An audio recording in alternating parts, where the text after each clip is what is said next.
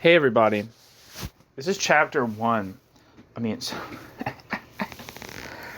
what a good start. Okay, this is chapter 5 of The Fate of the Russian Revolution, edited by Sean Matt Gomna. This chapter is titled The USSR at War. Like I said for the other videos, the way that the primary sources in this collection are organized, they kind of bounce off of each other very nicely in terms of understanding them as a debate as opposed to just isolated critiques or isolated statements. So instead of reading all of the pieces one at a time, I'm going to read them as whole chapters. So yeah, just giving you some clarification about how I'm organizing these videos. This first piece is labeled "Hitler Invades Russia" by Max Shachtman, June 1941, and it's a declaration signed the Political Committee of the Workers' Party, Max Shachtman, National Secretary. This was published in Labor Action, 30th of June, 1941.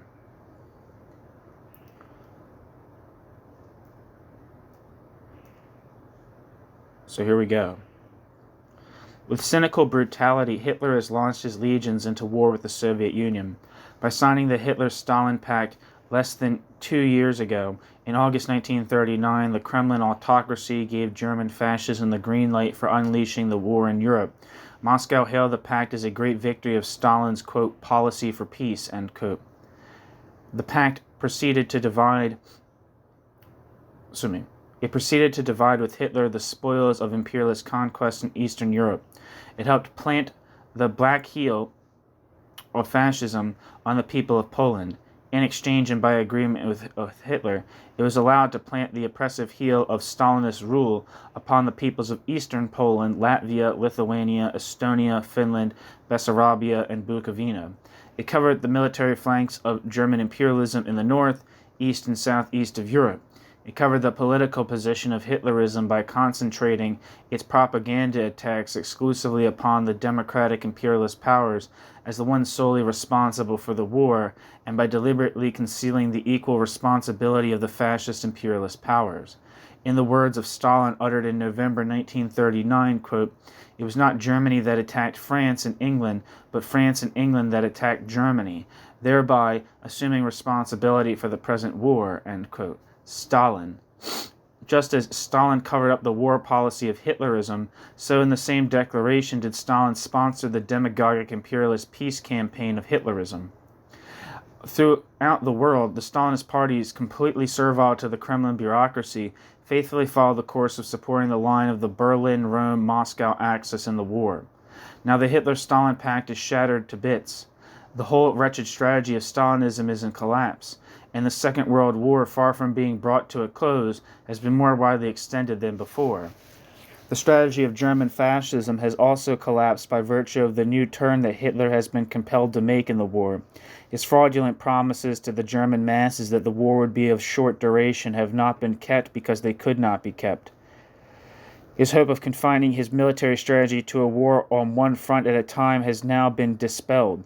The British imperialists fight desperately to retain their dominion over millions of colonial peoples and their share of the wealth of the world, succeeded with the growing collaboration of the United States in withstanding the German offensive. Above all, the passive resistance of the European peoples conquered by Hitler has only emphasized fascism's inability to establish a functioning, quote, new order, end quote, in the old world, because it does not resolve its multitude of problems by the extension of its rule, but only increases the number of problems to be resolved. German fascism has now found itself forced to plan for a longer and more destructive war. Hitler has now turned upon his ally of yesterday in the hope of overcoming the effects of the Anglo-American blockade, and particularly of increasing American participation on Britain's side, by seizing the wheat fields, the oil fields, the natural resources of the Ukraine and other Russian territories. Hitler's latest pretension that the war on Russia is a holy crusade against Bolshevism is another of fascism's transparent frauds, in line with the Fuhrer's notorious dictum that if he tells a big enough lie, people will believe it. The fact is that the counter-revolutionary Stalinist bureaucracy has done more than the entire capitalist class of the world to destroy Bolshevism and the great conquest of the Russian Revolution of 1917. No, Hitler is merely continuing and extending the war of German imperialism for the domination of the world. Hitler can accomplish this only by wrecking the British Empire and preventing American imperialism from falling heir to its riches and power. Stalin's latest pretension that the war with Germany is a holy crusade against fascism is no less transparent a fraud. In one country after another, in Germany and Spain in particular, Stalinism carries the chief responsibility for the victory and advance of fascism. As recently as September 1st, 1939, when fascism had just launched the war, Molotov was saying that, quote, "We have always held that a strong Germany is an indispensable condition for a durable peace in Europe," end quote. In the Soviet Union itself, Stalinism is not the banner-bearer of progress, but the poisonous carrier of reaction, the wrecker of the revolution, the perfidious oppressor and exploiter of the Soviet masses. In the first period of the war, the Stalinist bureaucracy fought for its own privileges and power and right to rule, for the extension of the Stalinist bureaucracy's brutal domination over those peoples and countries that fell to it as its share of the plunder of conquest, fought as a subordinate part of the Rome-Berlin camp in the imperialist war. In the period of war ushered in by the German attack upon Russia, the Stalinist bureaucracy is continuing its fight for its own privileges and powers and right to rule, for maintaining its imperialist rule over the territories it conquered yesterday with German aid or approval, for maintaining its longer established rule over the Soviet peoples, only this time it is fighting as a subordinate part of the London-Washington camp in the imperialist war. The forced shift of the Stalinist bureaucracy from the camp of German-Italian imperialism to the camp of Anglo-American imperialism has not changed the fundamental character of the Second World War as an imperialist conflict for the redivision of the world and its wealth among the big bandit powers, nor has it changed the reactionary role of the Stalinist bureaucracy in the war.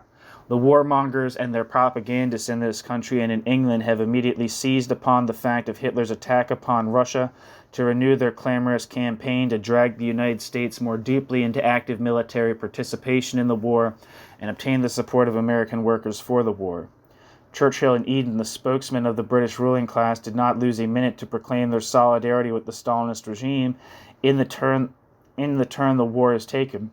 In even less time than it took Hitler to consummate his alliance with Moscow, British imperialism has already formed a military alliance with the same, quote, totalitarian Russia, end quote, which it had so piously and hypocritically denounced up to yesterday. It is an alliance which only emphasizes that Russia is an integral part of the imperialist war now, however, in the other camp. An alliance for the mutual protection of the power and rule of British imperialism and the Stalinist bureaucracy. Roosevelt and Wells have fought right in the footsteps of their British allies. For all their hasty assurances that they have nothing in common with, quote, Bolshevism, they understand perfectly well the anti-Bolshevik character of the Stalinist regime. And above all, they understand perfectly well that the victory of Anglo-American imperialism in the war now demands the military alliance with Russia, which up till now they tried vainly to achieve. They understand perfectly well, too, that just as Stalin was junior partner in the newly broken alliance with Berlin-Rome, so he will be and can only be junior partner in the alliance with London-Washington, albeit a partner most valuable for the interests of the democratic imperialists. As always from the day the Second World War started, and before that, our Workers' Party remains the irreconcilable enemy of imperialist war, that great destroyer of the peoples. As always, our Workers' Party remains the sworn enemy of all capitalist reaction, and above all of blood-stained fascism. But as we have never ceased to emphasize, and as recent events in the world have proved over and over again, Hitlerism and fascism cannot be conquered by the war of the imperialists, or by supporting the imperialist war. For labor to support the imperialist war, no matter what basis, means in the end to promote the advance of reaction, means to give up the only guarantee against the victory of fascist totalitarianism, namely a militant, bold, and independent working class with militant and independent working class organizations at its disposal. For the victory over fascism and reaction, there is only one road.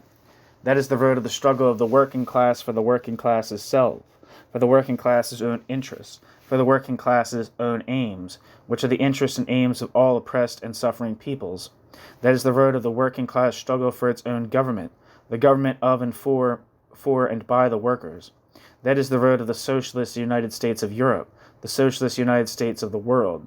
To travel this road successfully, the working class must not give an ounce of support to any of the warring governments, those governments and regimes which have brought such appalling misery and frightfulness to the world. In order to put an end once and for all to the barbarism with which the world is threatened, to put an end to capitalism and capitalism's periodic wars, to put an end to the, quote, democratic empires with their millions of colonial slaves, to put an end to fascism with its unspeakable terror and oppression, to put an end to the reactionary pall of Stalinism, the working class and the oppressed peoples of the world must unite their invincible forces against both of the warring camps. Against the imperialist war camp of the Berlin, Rome, Tokyo, against the imperialist war camp of Washington, London, Moscow, on the fight for the only sacred and just cause, the victory of the third camp, the camp of the suffering peoples, the camp of the exploited workers of all lands, of the disinherited and oppressed masses of the colonies. Long live the coming victory of freedom and peace, the victory of the International Socialist Brotherhood of Peoples.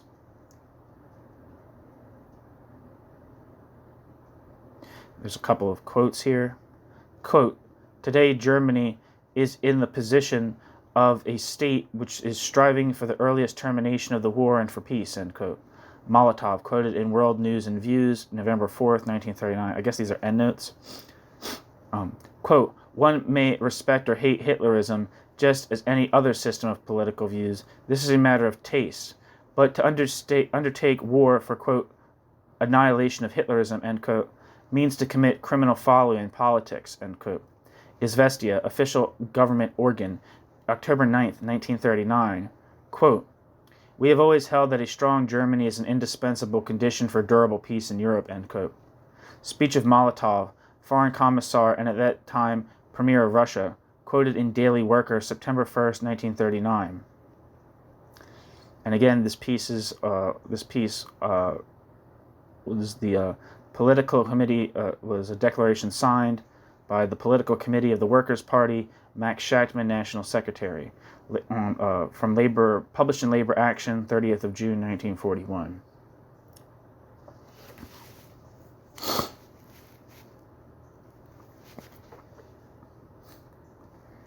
The next piece is labeled, quote, we call on Stalin to revive Soviets and promise liberation to German workers. This is from the Socialist Workers' Party, the Cannonite Party, or the Canonist. I don't know. I don't like saying "ite." It sounds so vitriolic.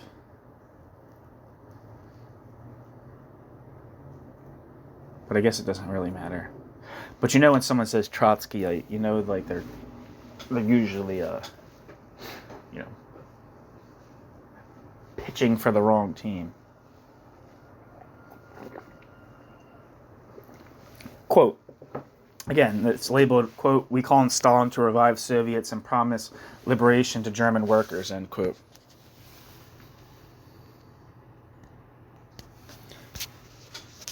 And it's by the Socialist Workers' Party, 1941.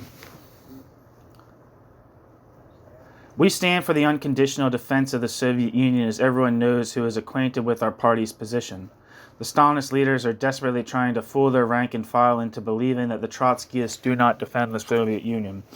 The word, quote, unconditional is plain enough. It means that we set no conditions whatsoever before we defend the Soviet Union. We do not demand that Stalin make any concessions to us before we defend the Soviet Union.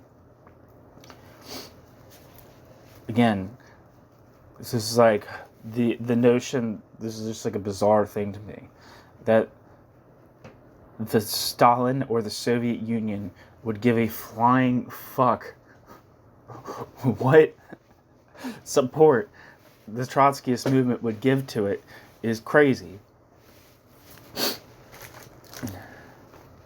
And as Shachtman said somewhere, it's like, I had the realization that, like, if the Soviet Union was victorious anywhere, they would shoot me immediately. That would be, so it's like, we do not demand that Stalin make any concessions to us before we defend the Soviet Union. We defend the Soviet Union because the foundation of socialism established by the October Revolution, the nationalized property still remains, and this foundation is necessary to defend at all costs. The Trotskyists in this country, in the Soviet Union, everywhere in the world, say to the Soviet government, place us in the most dangerous post. We are ready and shall unhesitatingly accept. It is to assure victory in the struggle against Hitler that our party presents a minimum program of imperative tasks for the Soviet Union. Whether the Stalinist bureaucracy accepts or rejects this program, we shall defend the Soviet Union, but we insist that this minimum program is vital in order to strengthen immeasurably the fighting power of the Soviet Union. 1. Release all pro-Soviet political prisoners, restore them to their rightful place in industry and the Red Army. In the jails and concentration camps of the Kremlin, there are tens of thousands of loyal revolutionists who prove themselves in the struggle against the White Guards and imperialist interventionists in the Civil War of 1918 to 1921, and in the struggle to build industry in the Soviet Union. In spite of the persecution to which they have been subjected by the Kremlin bureaucrats, the loyalty of these men and women to the Soviet Union cannot be questioned for one moment. Given the opportunity that they would immediately rush to the front, prepared to offer their lives in the struggle against Hitler. The release of this great army of pro-Soviet political prisoners kept in jail solely because Stalin feared their opposition to his false policies is imperative for the salvation of the Soviet Union. 2. Revive the democratically elected Soviets, workers' democracy, and the trade unions. Tens of millions of workers and peasants who fought so heroically and self-sacrificingly in the Civil War were organized in the Soviets. The Soviets, constituted by representatives democratically elected in the factory and village, directly represented the tens of millions of fighters for socialism, gave life to their innermost hopes, and were the organizations which were closest to the masses. Without the Soviets, victory would have been impossible in the Civil War. But these Soviets based on occupational representation no longer exist. Stalin has destroyed them. The Soviets of workers' and peasants' deputies must be revived. Complete democracy must be granted to the workers and peasants in electing representatives to the Soviets. Within the Soviets, there must be complete freedom of criticism for all pro-Soviet elements. Workers' democracy must be restored in the trade unions, which are now merely a department of the apparatus of regimentation and oppression. 3. Legalization of all pro-Soviet political parties, the right to present their programs to the masses. As part of the restoration of workers' democracy in the Soviet Union, all pro-Soviet political parties must be given legal status. Every political party that is for the defense of the Soviet Union must be given the right to exist as an open political organization, to present its program, and to agitate among the masses for that program. Without these rights, there can be no true democracy. 4. For revolutionary unity with the German working class, for the socialist United States of Europe. In order to strike Hitler a mortal blow, the Soviet government must issue an appeal to the workers of Germany, calling upon them to destroy Hitler and the capitalist system which gave birth to Hitler. The Soviet government must call upon the workers of Germany to join hands with the Soviet Union to create the socialist United States of Europe. Hitler is now drawing immeasurable strength from the German workers' fear of the yoke of a foreign invader. The German workers know that the British and American imperialists want, upon defeating Germany, to dismember Germany and enslave Germany's people. What a bold thing to say. The German workers know that the British and American imperialists want, upon defeating Germany, to dismember Germany and enslave its people. The danger of national oppression at the hands of the, quote, democratic imperialists haunts the German masses. They must either support Hitler or see themselves subjected once more to the Versailles system. Those are the only alternatives offered to the masses of Germany by British and American imperialism. In this situation, the Soviet Union, alone of the existing states, can undermine Hitler by pledging to the German workers that the defeat of Hitler will not mean a second and worse Versailles, but will begin the creation of the socialist United States of Europe. The imperialist states cannot possibly make this pledge to the German workers. Only the Soviet Union, the workers' state, can thus cement revolutionary unity with the German proletariat. Capitalist states have refused to state their peace terms. The Soviet Union must clearly state its peace terms. The Socialist United States of Europe, the right of all nations to self-determination. There is nothing original in this minimum program proposed by our party. The methods it proposes to assure Soviet victory are the methods used by the Soviet government in the Civil War of 1918 to 1921. By those methods, Lenin and Trotsky saved the first workers' state from destruction at the hands of the capitalist world. By those same methods, the Soviet Union can assure victory, a victory that will usher in the most progressive epoch that mankind has ever known. Again, this is from a piece originally titled A Program of Victory for the Soviet Union, The Militant, 19th of July, 1941. The next piece is titled, or labeled, The Revolution in Russia is Still Alive. The Revolution in Russia is Still Alive, by James P. Cannon. This is from 1941. This is from a speech at a memorial meeting for Trotsky, published in The Militant, 30th of August, 1941.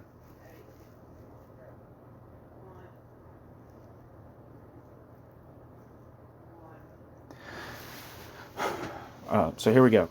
24 years have passed since 1917. Those who have remained on the fundamental premise of the adherents of the Bolshevik Revolution can understand events today better than others, and they can see the prospect of new advances throughout the darkness of the reaction.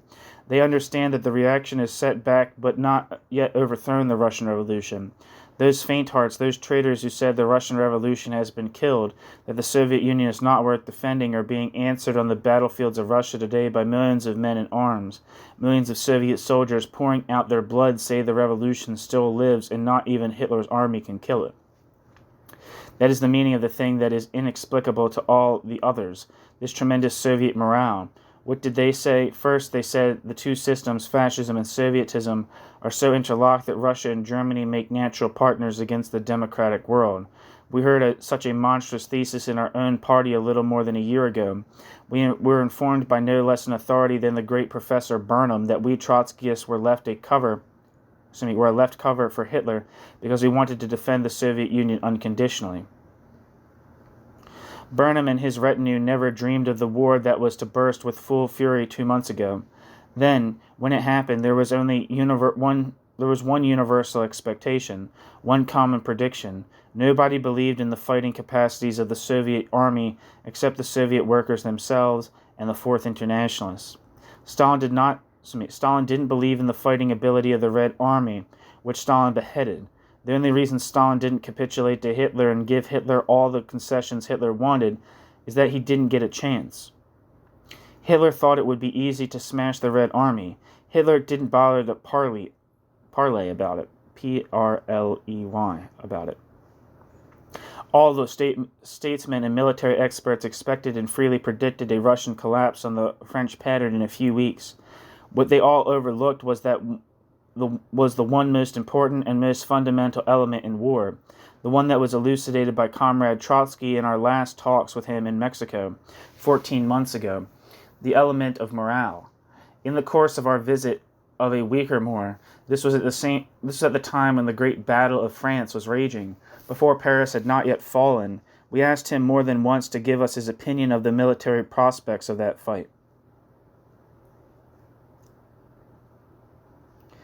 And again, Trotsky repeated, quote, "It depends on the morale of the French army. If the French army really has the morale to fight, Hitler cannot win, not even if he comes as far as Paris," end quote.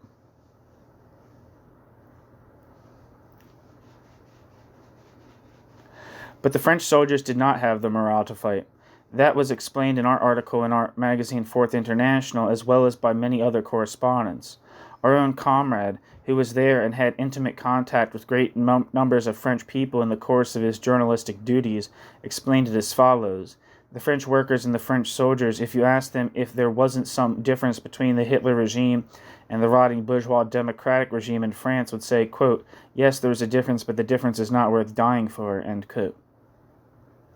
That was one reason for the catastrophic defeat of the French bourgeois army.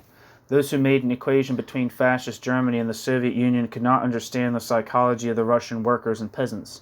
You can write all the books, Weizsäcker theses, explaining there is no difference between the degenerated worker state in Russia and the fascist regime in Germany. But the Russian workers and peasants think there is a difference, and they think the difference is worth dying for. They know better than all the renegades, better than all those who have turned their backs on the Soviet Union in the hour of danger, the hour when people are really tested as to the value of their ideas, opinions, theories, and promises. Trotsky said more than once that the beginning of a war of imperialism against the Soviet Union would undoubtedly arouse a veritable outburst of genuine revolutionary patriotism and fighting spirit in the Soviet masses. That is precisely what we have seen there. And as we wait breathlessly from day to day and even from edition to edition of the newspapers to see what is the further course, the further fate of the armies locked in combat, we know one thing for sure. We know that by their tremendous demonstration of fighting heroism, the Russian masses have said once again that the revolution in Russia is still alive and still has the possibilities of re-inspiring the world and starting a new upsweep of progress which revolutionary victory alone can bring. Again, this is James Buchanan from a speech at a memorial meeting for Trotsky, the militant, 30th of August, 1941. The next piece is from by George Brightman and is labeled, "Only the Russian soldiers have something to fight for." And this is from a piece titled, "Soviet Soldiers Fight Bravely Because They Have Something Worth Defending." It's from the Militant on the 9th of August, 1941, and it's abridged. So here we go.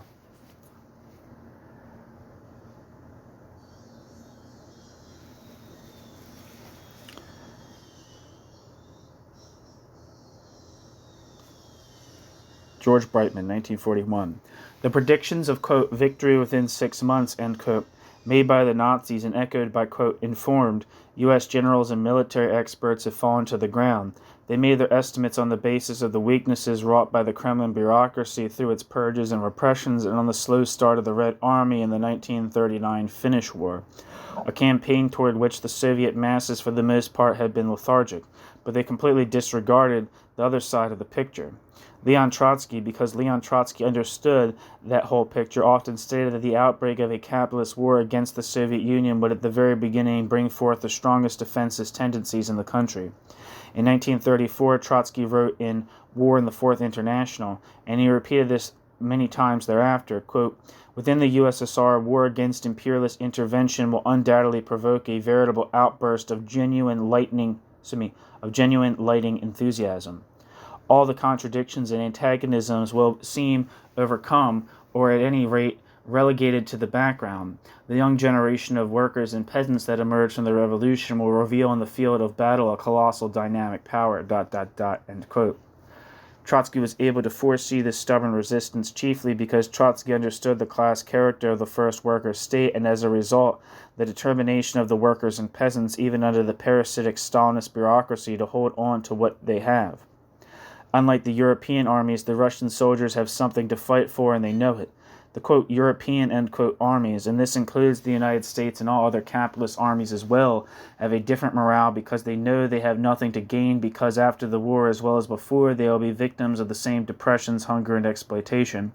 They know that it is not the people who will benefit from the results of the war, but their masters, the imperialists, and that the lives of the worker soldiers are being thrown away in a cause that is not theirs. That is why the soldiers in the, quote, democratic, end quote, armies do not fight with any conviction. That is why they don't feel ready to sacrifice their lives. That is why their main thought is to get out of the army and go back to their homes. That is why they have no confidence in their military leaders. That is why the French army marched off to war even against Hitler and everything hateful that he represents, with no cheers or enthusiasm. It is time that up to this point in the war, it is true that up to this point in the war, the Nazis have maintained a certain high discipline in their armies. This morale, however, is only skin deep and can disappear overnight. It was fostered by Hitler's great successes. But once the series of Hitler victories is broken, and the myth of Nazi invincibility exposed, and once the fear of another Versailles in the event of defeat is removed, discipline and morale in the Nazi army will fall even lower than in the armies of the, quote, democracies. The German army is made up of men who know they are not fighting for their own interests. The Red soldiers, on the other hand, not only have something to fight against, as do all the other armies, against a semi-slave status under Hitlerism or a semi-slave status under Versailles Treaty, but they also have something to fight for. The October Revolution of 1917 destroyed the political power of the capitalist class, then destroyed the capitalist class's economic power. The factories and industries were taken away from the bosses by the state, and the economy was nationalized. The peasants took the large estates away from the landlords, and the land went to the peasants who tilled it. In spite of all the crimes and blunders of the Stalinist bureaucracy since then, the economic foundation established by the Russian Revolution still exists. It is this for which the Soviet troops are willing to give their hopes rather than capitulate. No mention of the land being subsequently taken away from the peasants.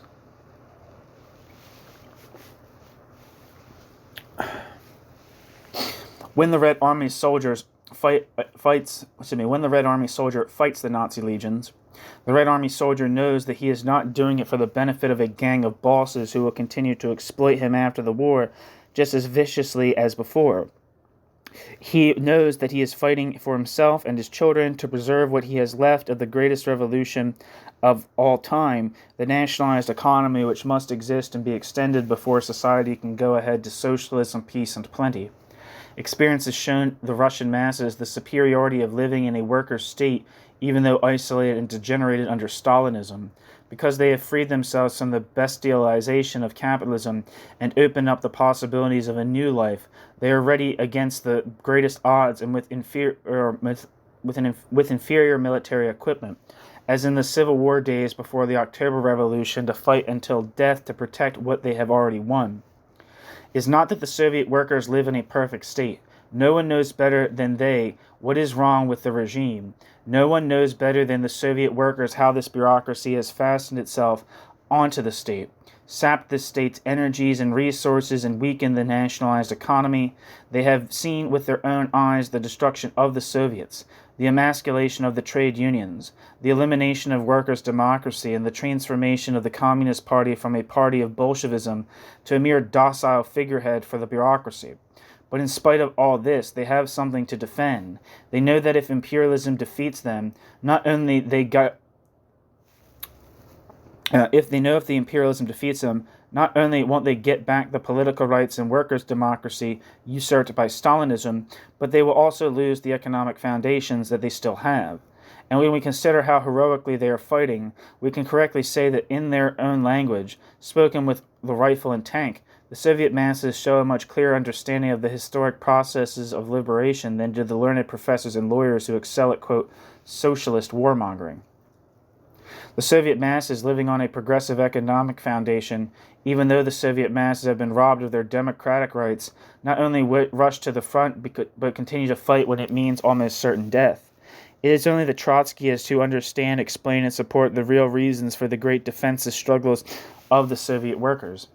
The Stalinists, who are afraid to speak in class terms, do not give the real reasons because it would offend the imperialists on whom they are placing so much confidence, and because it would open the eyes of the workers and the democracies, whom the Stalinists are urging to support the workers, the imperialists in the war, to the fact that they have nothing to fight until they, too, establish a worker state. Those, quote, radicals, in reality counter-revolutionists who are indifferent to the outcome of the military struggle between the Red Army and Hitler, have nothing to say about the reasons for the Soviet workers' fighting enthusiasm, because it ill fits their pseudo-revolutionary theory that the Soviet workers should not defend the Soviet Union. Nevertheless, the resistance of the Soviet masses by itself cannot ensure Soviet victory. For that, a program is necessary. This program must call for 1. The institution of a revolutionary policy toward Germany, 2. The extension of workers' democracy, control, and rights in all spheres of Soviet life.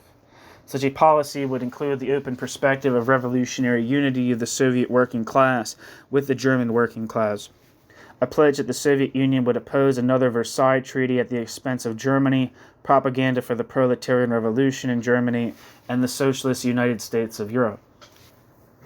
One interesting thing, to my understanding at least, I'm not, again, like I say all the time, not an expert, but to my understanding, when the Soviet Union did in fact defeat Nazi Germany, it might not have had Versailles, but it fundamentally looted the economy of Germany.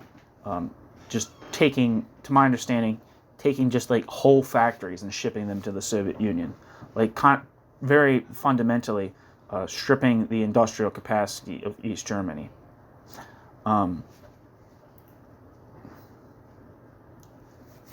And definitely entering into a exploitative relationship with Eastern Germany, at least in the initial phases. I don't know much about later. Such a policy would include the open perspective of revolutionary unity of the Soviet working class with the German working class, a pledge that the Soviet Union would oppose another Versailles Treaty at the expense of Germany, propaganda for the proletarian revolution in Germany, and the socialist United States of Europe. The morale and strength of the Soviet masses would be raised to the heights of the revival of workers' democracy, the restoration of the Soviets and democracy in the trade unions, the legalization of all pro-Soviet political parties, the release of all pro-Soviet political prisoners, and their return to their rightful places in the army and industry. If the masses are waging such a heroic struggle for a degenerated worker state, how much more courageously will they strain all their energy and resources when they feel that political power belongs to them and not to the bureaucrats? When they feel that they have the right to determine the important questions, when they feel that their success on the battlefields will not merely bring back the status quo, but will facilitate the extension of the revolution to advanced capitalist countries and result in a socialist world that will forever destroy the possibility of imperialist invasion. With the adoption of this program, the struggle of the Soviet masses would indeed be transformed from what is still essentially a defensive fight to maintain what they already have into an aggressive offensive to gain what they want: workers' democracy inside the Soviet Union and the assistance and collaboration of worker states in the rest of the world. Again, this is from a piece titled "Soviet Soldiers Fight Bravely Because They Have Something Worth Defending," published in The Militant, 9th of August, 1941, and again, it's by George Brightman.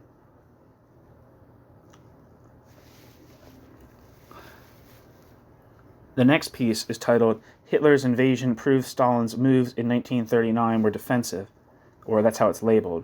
It's by Albert Goldman, 1941. And it says, this was originally titled "Our Analysis of the Hitler-Stalin Pact and Where We Stand," two separate pieces, I guess, published in The Militant, 5th of July, 1941.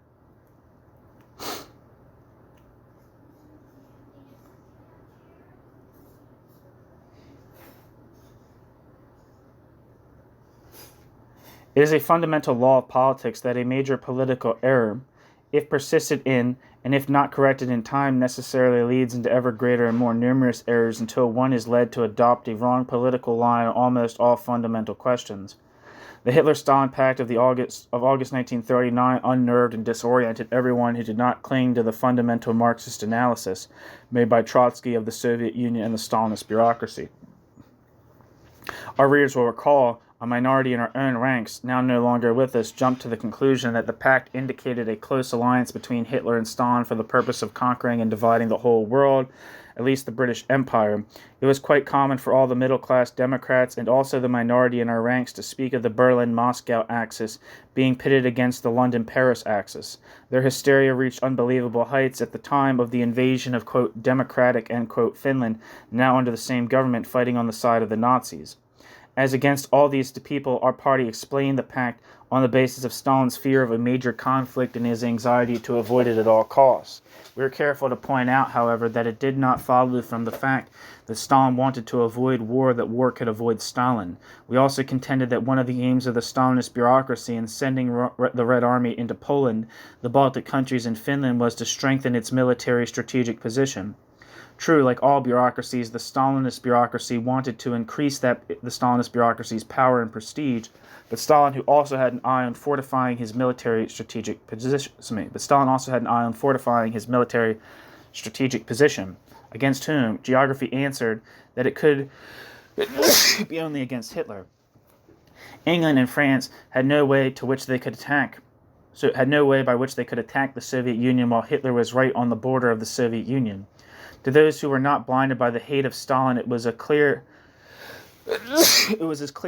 as daylight that Hitler's designs against the Soviet Union were not given up. The Soviet Union still had raw materials that German capitalism needed, and the fundamental antagonism between a Hitler Germany and the Soviet state remained. We did not hesitate to state on innumerable occasions that the Nazis would attack the Soviet Union. It was not possible to predict exactly when and under what circumstances Hitler would attack the Soviet Union. We obviously underestimated recently Hitler's urgent need for the raw materials of the Soviet Union in order to prepare for a long war against England and the United States. Unable to bring British imperialism to its knees, Hitler had to turn his guns on the Soviet Union. in order to prepare himself for a long war. He certainly had intended originally to conquer England first because that would have left the Soviet Union completely at his mercy, but unable to do so, Hitler shifted his plans. The Democrats and erstwhile Marxists, who held that the theory that Stalin and Hitler had entered into a partnership for the purpose of conquering and dividing the world, find it completely impossible to explain the sudden attack of Hitler on the Soviet Union. Let us take, for instance, the statement of the former minority of our party issued immediately after the attack on the Soviet Union. The document of the, quote, Workers' Party very nonchalantly states that whereas the Soviet Union up to now was part and parcel of the imperialist camp of Berlin, Moscow, Rome, Tokyo, is now part of the imperialist camp of London, Washington, Moscow. The statement clearly indicates that the Soviet Union was to be considered in the same light as Germany and Italy before Hitler's attack, and it is now to be considered in the same light as England and the United States. Having asserted this, the, quote, Workers' Party, end quote, is then confronted with the necessity of an explanation for such an unusual change in imperialist partnerships. The explanation it gives is as follows, quote, because it does not resolve its multitude of problems by the extension of its rule, but only increases the number of problems to be resolved, German fascism has now found itself forced to plan for a longer and more destructive war. This is why Hitler has now turned upon his ally of yesterday, etc., etc., end quote. All this about Hitler is perfectly true, but does not follow from the, quote, Workers' Party idea of a joint agreement on the part of Hitler and Stalin to divide the world. For if one claims that such a close partnership existed between Stalin and Hitler, then the fact that Hitler found himself in trouble need not and would not lead to his attacking the Soviet Union. Just as Hitler came to Mussolini's aid when Mussolini was in trouble, so could Stalin have come to Hitler's aid when such aid was needed. If Stalin had been so intimately connected with Hitler as to have agreed to divide the world with him, the most natural thing would be for Stalin to open the doors to Hitler and offer anything Hitler needed. We would give him more oil, more wheat, more of everything necessary for his partner to win. And if he did not have enough, Hitler would understand the situation and not ask for more than Stalin could give. Is it possible to show by the example of the shift on the part of France from a partnership with English imperialism to one with German imperialism that such a shift occurred in the case of the Soviet Union? The example of France proves the exact contrary. France had to be defended and had to establish a completely new government before shifting from one imperialist camp to another. In the case of the Soviet Union, there was no defeat and no change of government. The whole situation becomes grotesque on the basis of the theory that Stalin and Hitler, by the Pact of August 1939, agreed to conquer and divide the world. But those who leave the firm ground of revolutionary Marxism and persist in their errors must inevitably reach the realms of political stupidity, if not of downright betrayal. Again, this is by Albert Goldman, 1941, labeled here as Hitler's invasion proves Stalin's moves in 1939 were defensive, and was originally from two pieces. One, our analysis of the Hitler-Stalin Pact and where we stand, both in the Militant on the 5th of July, 1941. The next piece is labeled How to Explain the USSR's Defeats by the Socialist Workers' Party. This is from 1941 and is originally points 12 to 14 of a resolution adopted by the Socialist Workers' Party quote, plenum conference, end quote, and published in the Militant on the 18th of October 1941. Our struggle against the war program of American imperialism and the war program of American imperialism's consequences is already meeting with interest and response in the ranks of the Stalinists. Our program for revolutionary defense of the Soviet Union has made its way into the Stalinist ranks despite all the frantic attempts of the Kremlin's hirelings to portray us as enemies of the Soviet Union. Only our program explains to the perplexed Stalinist workers why, despite all the heroism and superior morale of the Red Army and the Soviet masses, the German war machine has continued to win victories over the Soviet Union. Trotsky's analysis explains to these workers how Stalin beheaded the Red Army and left the Soviet Union's leaderless in industry and agriculture. Every day, headlines only confirm the Trotskyist contention that Stalinism is incapable of defending the Soviet Union. Our only analysis of the anti-revolutionary character only our analysis Only our analysis of the anti-revolutionary character of Stalinism explains to the workers why the Kremlin has refused to arouse the masses of Europe and undermine Hitler in Germany by the revolutionary weapons which Lenin and Trotsky so successfully employed in 1917 to 1920. When the workers, now under Stalinist influence, realize the extent of the continuous defeats sustained by the Soviet Union, there is great danger that they will fall into despair and passivity, for they will be unable to explain to themselves why the worker state is unable to defend itself successfully against a fascist regime. Unless these workers are reached in time by us, their disillusionment may lead them to drop out of the revolutionary movement altogether. We have the urgent task of saving these workers for the revolutionary movement by preparing them ideologically in due time. Our program for the revolutionary defense of the Soviet Union has been confirmed not only against the Stalinists but also against the petty bourgeois renegades who denied the Soviet Union's character as a workers' state and who refused to defend the Soviet Union. The unparalleled morale with which the Red Army and the Soviet masses rallied to the defense of the workers' state can be explained only by our analysis of the class character of the Soviet Union. The Soviet masses, despite the oppression which they are under from the Kremlin bureaucracy, proved to be wiser politically than the, quote, cultured, end quote, petty bourgeois snobs who abandoned the Soviet Union. The masses were able to distinguish between the Soviet Union and Stalinism, even if the Eastmans, Hooks, Burnhams, and Shachtmans did not. The Soviet masses threw themselves into the struggle against the Nazi war machine, as no, quote, democratic, end quote, country, France, England, Czechoslovakia, Norway, etc., has been able to do. The Soviet masses understood that Hitler was attacking not merely the Kremlin, but the nationalized property established by the October Revolution. That this unprecedented upsurge of morale has proved insufficient to halt the Nazi war machine is a tragic confirmation of the fact that only under a revolutionary leadership can the worker state be saved, and if the Soviet Union should fall, that loss will only crown the crimes of the petty bourgeois renegades who turned their back on the Soviet Union in its hour of danger. Again, this is from point 12 to 14 of a resolution adopted by the Socialist Workers' Party Plenum Conference, the Militant, 18th of October, 1941. The next piece is labeled, "We Are the Best Defenders of the USSR," and it's from the Socialist Workers' Party, 1942.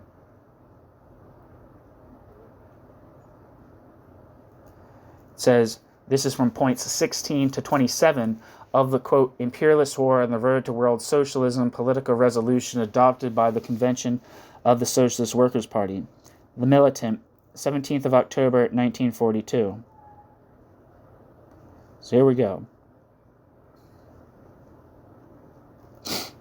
The events affecting the Soviet Union during the last year as well as previously are incomprehensible except to those who are guided by the Trotskyist analysis of the character of the Soviet Union.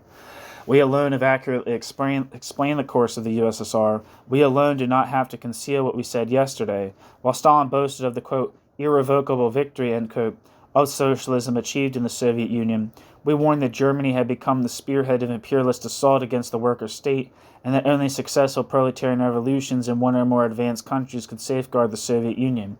When the League of Nations expelled the Soviet Union and the entire, quote, democratic, end quote, world cheered on Mannerheim's Finnish army against the Soviet Union, petty bourgeois deserters turned their back on the USSR, which they suddenly termed, quote, imperialist, end quote. But we remained firm defenses of the worker state, partisans of its victory over the Finnish outpost of world imperialism. We explained that by the seizures of the Finnish, Polish, and Baltic territories, the Kremlin bureaucracy was not pursuing imperialist aims, but was in its own bureaucratic and reactionary way seeking to safeguard the defenses of the Soviet Union. We condemn the Stalinist bureaucracy for these land seizures precisely because the strategic advantages secured by the seizures were far outweighed by the discredit these land seizures brought upon the worker state in the eyes of hundreds of millions of workers and peasants who considered them joint operations of the Nazi and Red armies. Stalin sought to avoid involvement in this war first by an alliance with France and England against Germany, and then by an alliance with Germany and Japan against France and England. Neither maneuver succeeded in accomplishing its aim of keeping the Soviet Union out of the war. Stalin's diplomatic maneuvers and all the deceitful propaganda and treacherous actions flowing from them served only to disorient the workers in capitalist countries, to alienate them from the USSR and to leave them unprepared for Hitler's inevitable assault upon the USSR. Stalin's foreign and domestic policies did not strengthen the USSR, but weakened it immeasurably. While Stalin was swearing undying friendship with Hitler, whitewashing the Nazis' crimes and camouflaging their imperialist aims, Trotsky issued his prophetic warning. Quote, Hitler's war in the West is only a preparation for a gigantic move toward the East, against the Soviet Union, end quote. When that move came on the 22nd of June 1941, the workers under Stalinist influence were caught completely off guard. On the eve of the attack, TASS, the official Stalinist news agency, one second.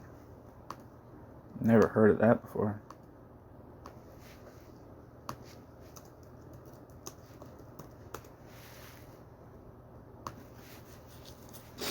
Wikipedia says TASS. Actually, I've heard of this before. Never mind. I'm gonna keep it moving. On the eve of the attack, TASS, the official Stalinist news agency, issued a statement from Moscow denouncing reports of the impending invasion as false rumors inspired by the Anglo-American warmongers. Thus, after shielding Hitler's crimes from the start of the war, Stalin helped to hide from the working class Hitler's preparations for assaulting the USSR, while the Trotskyists warned the workers in advance of the inevitable attack of German imperialism. The quote, all-seeing, end quote, Stalin led them blindfold to the edge of the abyss.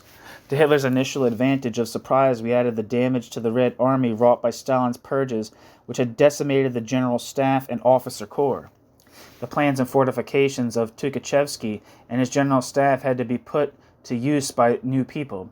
Surprise may have accounted for the first month's German victories, but the German victories of the next months, when both sides were relatively equal in material and manpower, and the Soviet troops' superior morale, can be accounted for primarily by the inferior staff work of the Red Army due to the purges.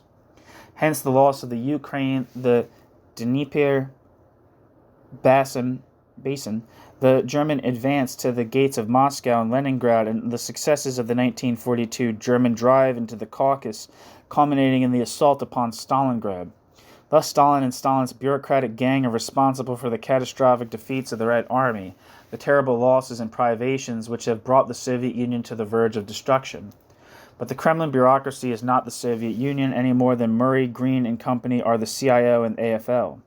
The vast moral and material resources created by the nationalized property established by the October Revolution poured into the breach.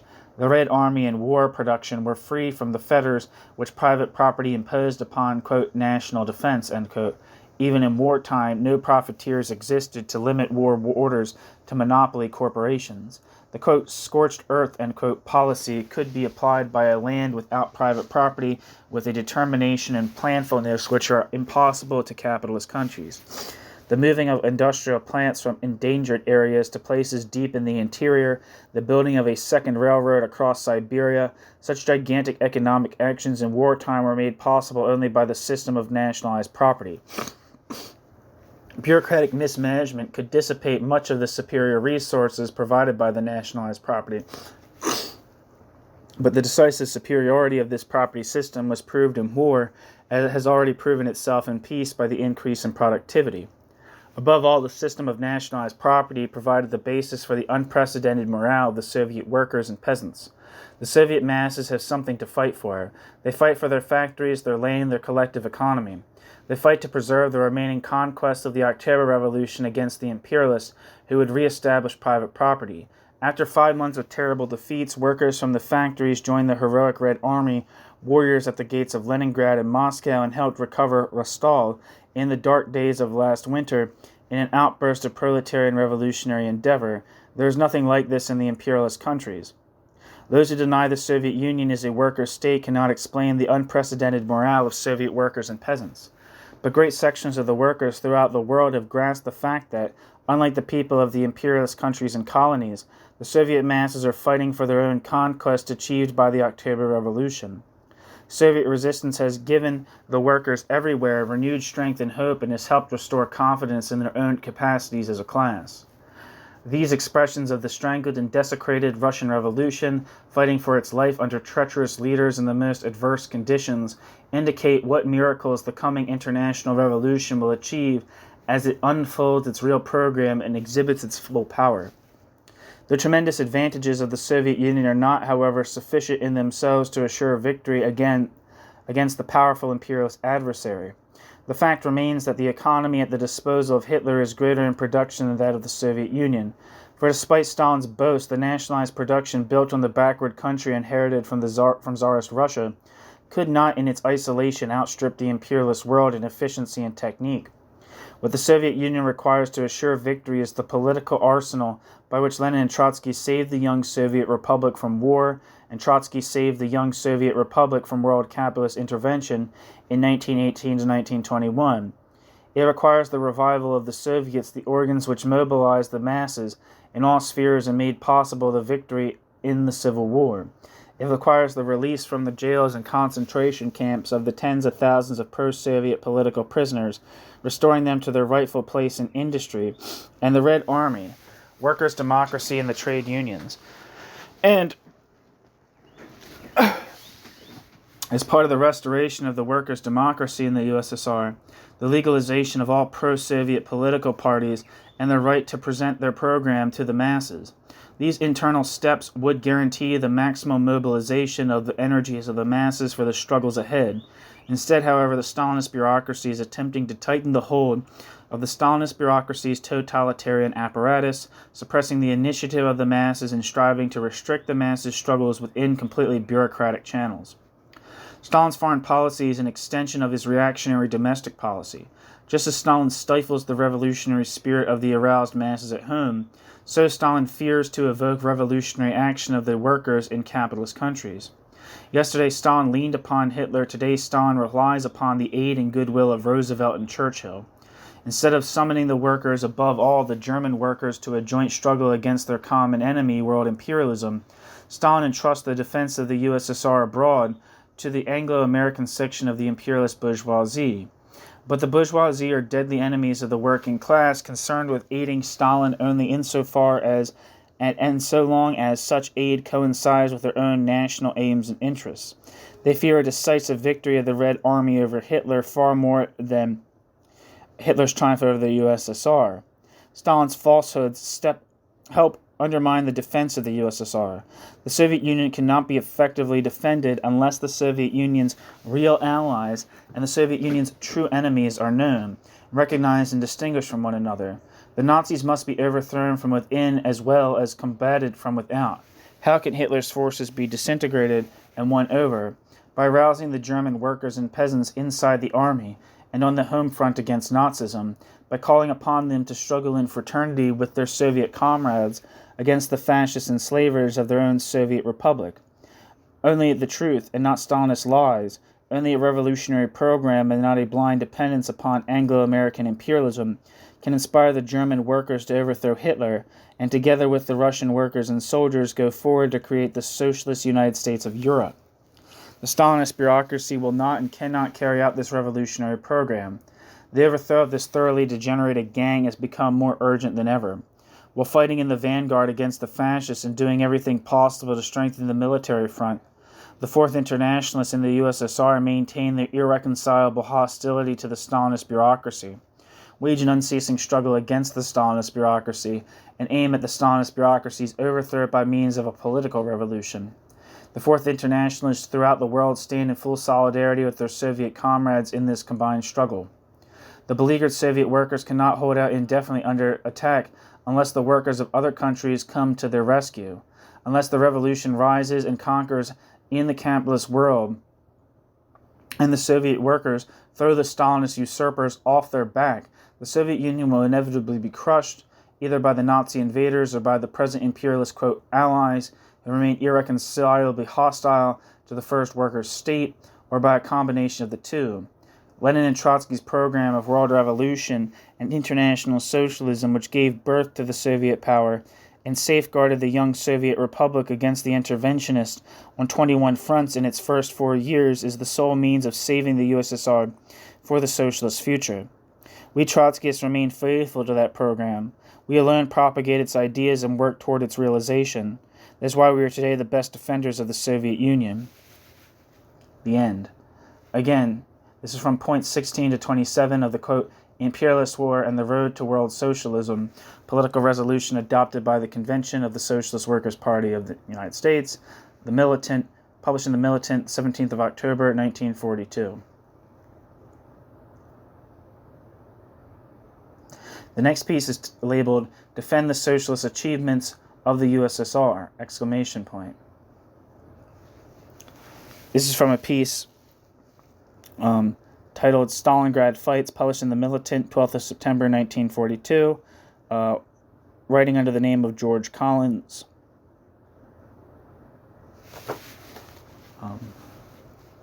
It's by George Clark.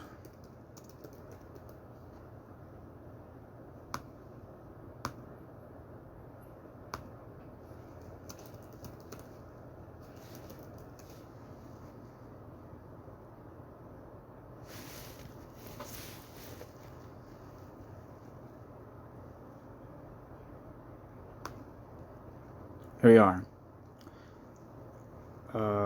Berlin Broadcasting, quote, more than 1 million Russian troops, aided by thousands of civilian volunteers, are defending Stalingrad with a bitterness unmatched in this war, end quote. Quote, military observers said the resistance put up by the Russians was so desperate that it was impossible to predict how soon the city would be overcome, end quote. Quote, the Russians, ... must surrender or fight to the last man, and they certainly will not capitulate, end quote. Reported by AP, September 6th. Hitler's broadcasters are admitting for the 100th time not only that they could not walk over the Soviet Union as they did Norway, France, Belgium, etc., but that the German legions are being plunged into the buzzsaw of the October Revolution. The October Revolution is represented in the spirit of the workers and soldiers defending Stalingrad against one of the greatest concentrations of military power and machinery ever hurled against a city. Quote, they certainly will not capitulate, end quote. The German High Command admits, neither did they capitulate. Neither did they capitulate in Moscow, not in Leningrad, not in Rostov, not in Sevastopol, not in Odessa. The defenders of the October Revolution do not capitulate. Capitalist bankers, brass hats, and the whole run of parasites, they capitulate to foreign invaders to protect their privileges and dividends, and their own hides, against the threat of their own revolutionary working class. They capitulate so that colonial slaves will not achieve their independence. They capitulate so they can share at least part of their profits with the capitalist invader. They did it in Norway, Belgium, Burma, and Singapore.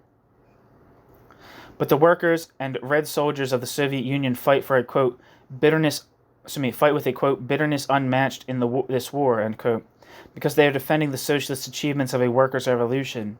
Factories, mines, mills, railroads, workshops belong to those who work them. The soil belongs to those who till it.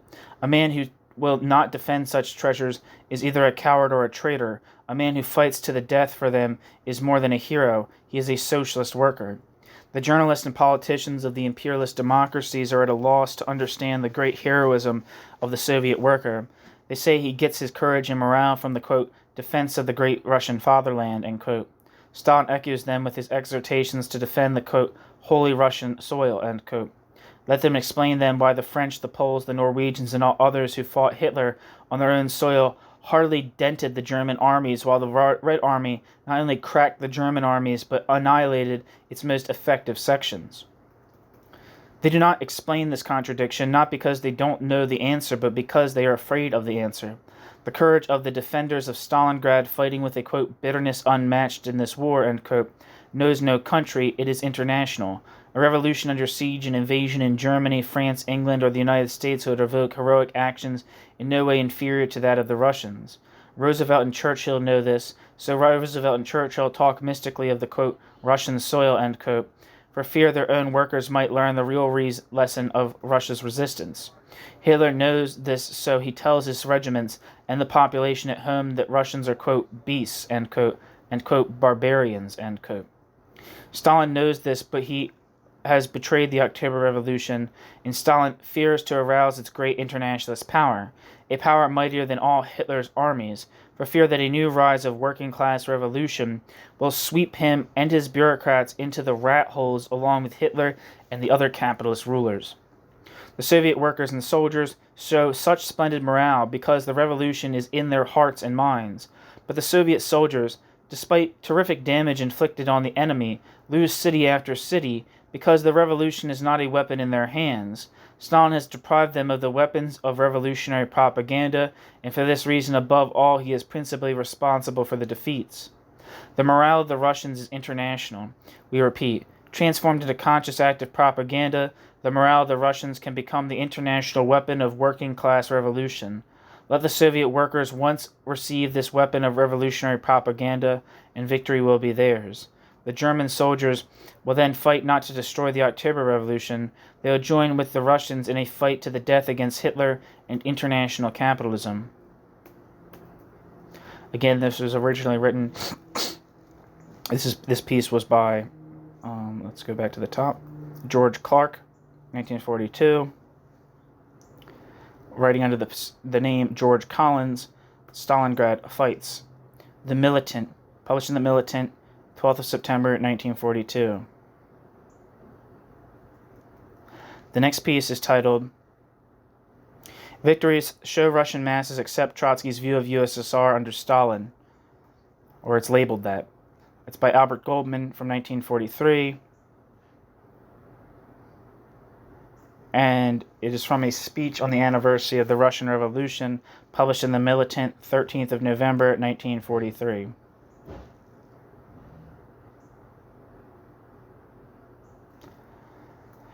The October Revolution has stood the test of events under the most adverse conditions. The October Revolution's enormous vitality has been proved by the terrible test to which it has been subjected in the present war. Where could the Soviet Union have found the power to defend itself against the greatest military machine in history if not for the October Revolution? Is the revolution, with its nationalization of industry and the introduction of a planned economy that enabled the Soviet Union to build a productive machine capable of equipping the Red Army with all the necessary weapons of offense and defense. No matter how great the willingness of an army to fight and die, it is helpless if it does not possess the proper weapons. A great part of the morale of an army depends upon the sufficiency of that army's equipment. The October Revolution gave the Red Army its equipment. Where would the Russian masses have found the necessary spirit and stamina to go on fighting desperately after the terrible defeat of the first year, if not for the October Revolution? By October 1942, the enemy had seized some of the richest sections of the country, had deprived the masses of huge quantities of food, had destroyed many of the finest industrial centers, had taken millions as prisoners, and had killed about 12 million soldiers and civilians. But the army, supported by the masses, kept on fighting and has achieved victories beyond our fondest hopes. Never in history has such morale existed in a nation. And one must never forget that the state representing the revolution is under the control of a bureaucracy to whom the spirit of October is completely alien. The Stalinist bureaucracy constitutes an enormously difficult obstacle in the path of the Soviet masses. The elimination of workers' democracy in the Soviet Union was the greatest single blow to Soviet industry. The serious problems confronting the workers' state after the revolution can be solved only by the active participation of the masses in their solution. There are enormous resources of initiative and skill in the masses, and these can be utilized only if the workers feel free to criticize and to participate freely. The building of socialism without democracy is impossible. If the Red Army achieved victories subsequent to the murder of Tukhachevsky and other great military leaders, the Stalinists and their fellow travelers attribute the victories to the executions. But how about the terrible defeats of the first year of the war before a new leadership was developed in the midst of the conflict? The cost of the victories has been terribly high because of the policies of Stalinism. What a handicap Stalin has placed in the defense of the Soviet Union by substituting the reactionary ideology of Russian nationalism and Slavic racialism for the ideas of October. The men who achieved the October Revolution and fought in the Civil War were animated by the ideas of socialist internationalism. They did not think of themselves as Russians fighting for Russia, but as workers fighting for the world's socialist revolution.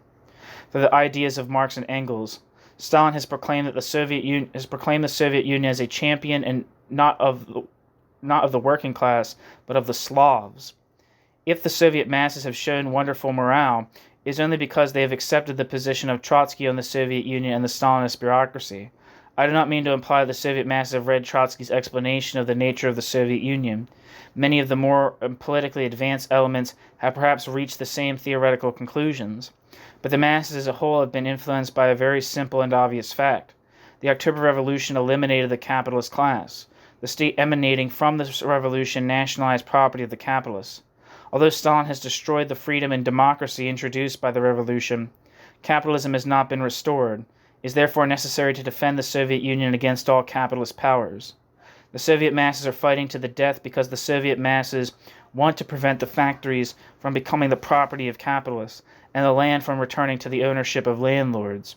The danger to the Soviet Union is far from over, even if we assume, as it is safe to assume, that Hitler's defeat is not far off. Everyone saw how tense the relationship between the Allies and the Soviet Union became when the Red Army began to push the German forces out of the Soviet Union. To the capitalists of the world, the Red Army represents a force that guards a state from which capitalism has been eliminated. We have never tired of saying that the fundamental antagonism between the capitalist world and the Soviet Union continues to exist even under the Stalinist regime. The fundamental proposition of Trotsky that so long as the capitalist world continues to exist, the Soviet Union is in danger, remains as true now as it has ever been. No agreement can eliminate that danger because it is rooted in the fact that capitalism cannot tolerate the danger No agreement can eliminate that danger because it is rooted in the fact that capitalism cannot tolerate the danger to capitalism that is implicit in the very existence of a country where capitalism has been destroyed. According to those who merely look at the surface of things, the Moscow Agreement, recently signed by Hull, Molotov, and Eden, assures peace and tranquility both to the Soviet Union and to the capitalist world. But every schoolboy knows by this time that agreements between states are kept only so long as they coincide with the interests of the respective states. As Marxists, we understand that agreements do not determine the relationship between states. Even an agreement between the two capitalist states is not to be considered inviolate. How much more so an agreement between a capitalist state and the Soviet Union? This is not to say that the Moscow Agreement of October 1943 between the US, UK, and the USSR has no significance. Its significance lies not in the possibility that it will assure peace between the capitalist states and the Soviet Union, but that it presents a serious danger to the Soviet Union. That may sound paradoxical, but if one realizes that the agreement necessarily implies concerted action by Stalin, Roosevelt, and Churchill against the coming European Revolution, then it becomes clear that it is dangerous to the Soviet Union, for it is only the European Revolution that can save the Soviet Union, and any threat to suppress that revolution is a danger to the Soviet Union. In an article in the magazine section of the New York Times, 31st of October, C.L. Sulzberger writes, quote, "Many Germans with whom the writer has talked frankly discuss the dangers of a communized Germany. They take the view that this would eventually turn in the direction of Trotskyism and might conceivably begin once again, therefore, to foment dangers for the Soviet Union, a possibility which will at all costs have to be avoided." End quote. Who are the Russians with whom Sulzberger has discussed the matter? Not the revolutionary workers, but with bureaucrats. And when a bureaucrat speaks of, quote, danger, end quote, to the Soviet Union from a Trotskyist Germany, he means danger to the Stalinist bureaucracy. The danger which Stalin, Churchill, and Roosevelt behold is not illusory. On the contrary, it is very, very real. It strikes terror into their hearts. It is the October Revolution lifting up its head and shaking its fist. Again, this has been Albert Goldman, 1943. It's from a speech on the anniversary of the Russian Revolution, published in The Militant, 13th of November, 1943.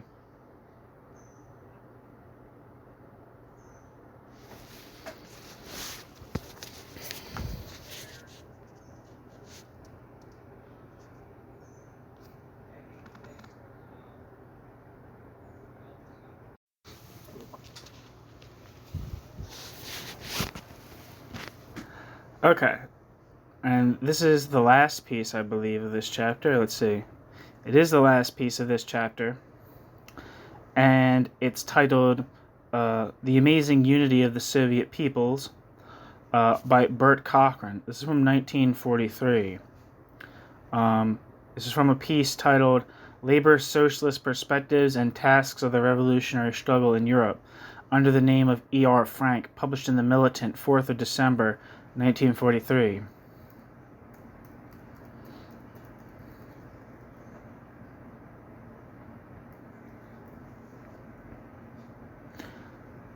The next great event in the course of the World War, which has affected the whole course of the military struggle and altered the whole relationship of forces, is the amazing and unprecedented victories of the Red Army.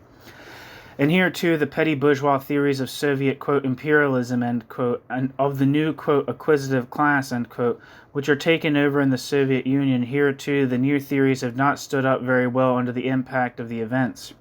How is anybody going to explain today that amazing unity of Soviet peoples, that unprecedented vitality and morale which exists throughout the Red Army and the Soviet peoples of the Soviet Union, except on the theory that the October Revolution, though stifled and degraded, still lives? It is an absolutely unprecedented phenomenon that after the dreadful defeats of the Red Army suffered, after the unheard-of devastation of its industries and its farmlands, the Russian people are able to rally their forces, build up, starting from scratch, a new general staff, rebuild their industries, and hurl back the most powerful military machine that has existed in the world today, and probably in the whole history of warfare, ... The imperialists are well aware of the fundamental contradiction that exists between the economy of the Soviet Union excuse me, and of the capitalist world. They never permit themselves to forget it. They dread and fear the Soviet Union because it is the bearer of a new and higher civilization than their own. They reveal their true feelings by their reaction to every Soviet success, the reaction to every advance of the Red Army. Presumably they are allies. Presumably the struggle is one for all and all for one. Presumably every victory on the Eastern Front should fill them with elation because it lightens their own burden in winning the final victory over the common foe. But instead, every victory of the Soviet Union is greeted with dismay and horrible foreboding in Washington and London. The pact that they recently concluded in Moscow in October 1943, or bracket, October 1943, end bracket, based on an agreement of Roosevelt and Churchill with Stalin to join forces against the European Revolution, and that is what it is in its essence. That pact has not and could not eliminate the fundamental antagonism that exists between the two systems, ... Neither Stalin's subservience to imperialism nor Stalin's counter-revolutionary aims in Europe can abolish this basic contradiction. The contradiction is there, and at a subsequent stage it must again break into the open, and unless the European Revolution intervenes, must eventually lead to armed conflict between the USSR and Anglo-American imperialism. Stalin understands this very well. Stalin's constant changes of front, Stalin's treachery, Stalin's double-dealing, Stalin's maneuvering and tacking, which so perplexes the bourgeois commentators, that is explained by us, and we are the only ones who have properly explained it, by the contradictory position of the Stalinist bureaucracy, which conducts the Stalinist bureaucracy's reactionary counter-revolutionary policies upon the foundations of a workers' state. Degenerated though it be, Stalin's contradictory position forces Stalin to try to bargain with the imperialists for all kinds of territorial concessions on the periphery of the Soviet Union. For such 10th-rate concessions, he betrays the international revolution, and the international working class, but the inevitable consequences of his betrayals always serve to deal another blow against the Soviet Union. It was demonstrated in his deal with Hitler.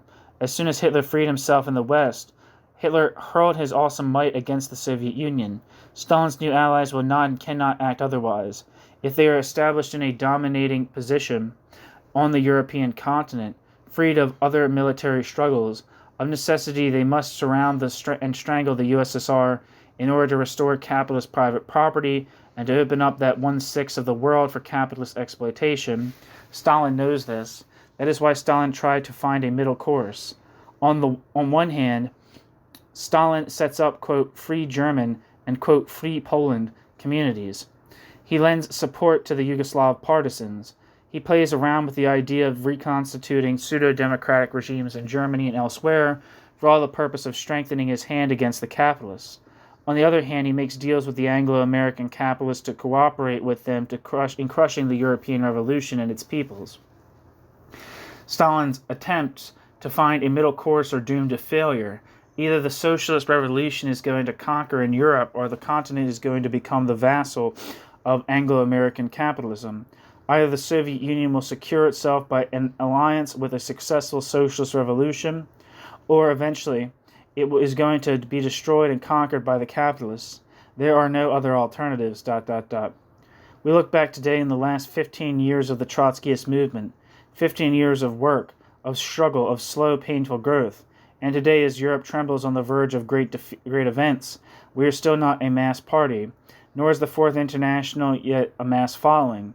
Still, we are today more optimistic than ever before, because we are professional optimists, not because we are professional optimists, but because the facts do not justify any other conclusions. The reserves of capitalism are melting away before our very eyes. The people of the world hunger for a change, and they can't. They won't find any other way out but the way of the socialist revolution. Out of the agony of the battlefields, out of the devastation and the ruins is being shaped the revolutionary anger and determination of the peoples, which will erupt in a revolutionary storm. When that awful avenging storm breaks, as break it will, it is going to sweep all the old rubbish out of its path. It is going to drive the tyrants and the exploiters before it, like leaves driven before an oncoming gale. The Trotskyist party of the Socialist Revolution will take its rightful place at the head of the people and will ride that storm. Our party has earned that right. Our cadres have grown hard and firm in adversary. Our cadres stood like a stone wall and never wavered in the times, described by Tom Paine as the, quote, times that try men's souls, unquote. Our party, which like a steel spring has been compressed for so long by its inner force, will, when realized, shatter every obstacle in its path by its furious rebound. The name of Trotsky, which so many times in his lifetime had evoked fear and consternation in the camp of the capitalists, will again strike terror into their hearts. Because it is with Trotsky's program that the masses are going to storm the citadel, and it is under his banner that they will win the final victory. Again, that piece is labeled The Amazing Unity of the Soviet Peoples by Bert Cochran, 1943, originally from a piece titled Labor's Socialist Perspectives and the Tasks of the Revolutionary Struggle in Europe. He was writing under the name of E.R. Frank at that time. Published in the Militant, 4th of December, 1943. It's the end of Chapter 5. Thank you for listening.